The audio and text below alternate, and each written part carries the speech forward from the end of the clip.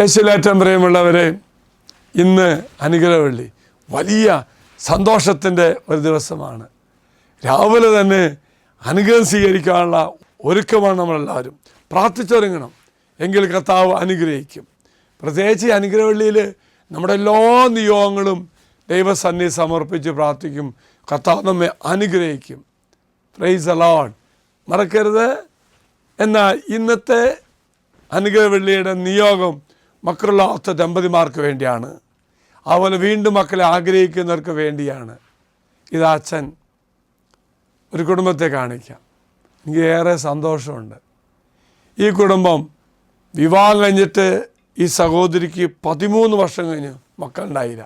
ഇവിടെ വന്നു ധ്യാനം കൂടി കർത്താവ് മക്കളെ കൊടുത്തു.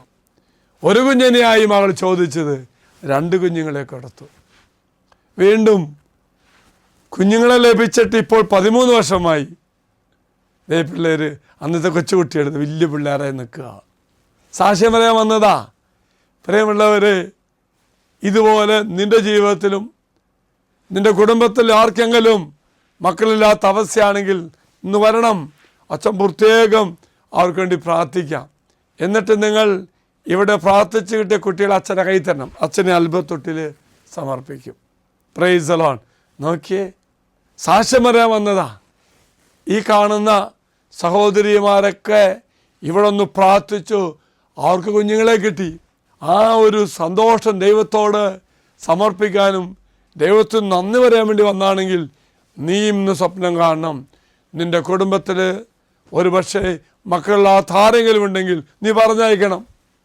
വീണ്ടും മക്കളെ ആഗ്രഹിക്കുന്ന ഏതെങ്കിലും ദമ്പതിമാരുണ്ടെങ്കിൽ അവരോട് പറയണം, നിങ്ങൾക്ക് ആകുലത്തെ പോയി ഈശ്വര അനുഗ്രഹം, പ്രത്യേക അനുഗ്രഹം വാങ്ങിക്കണമെന്ന്.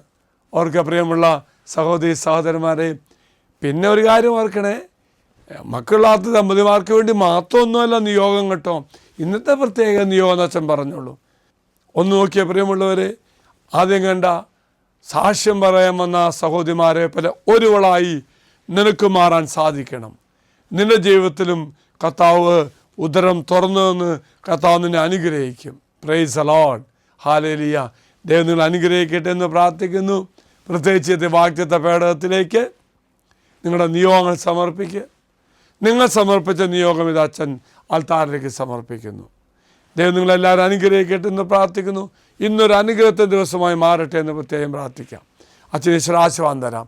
നമ്മുടെ കർത്താവായ ഈശോ കൃപയും പിതാവായ ദൈവത്തിൻ്റെ സ്നേഹവും പരിശുദ്ധാത്മാവിൻ്റെ സഹവാസവും കൂടെ ഉണ്ടായിരിക്കട്ടെ, ഇപ്പോഴും എപ്പോഴും എന്നേക്കും. ആമേൻ. ഒരു നല്ല ദിവസം ആശംസിക്കുന്നു. കർത്താവ് നിങ്ങളെ അനുഗ്രഹിക്കട്ടെ.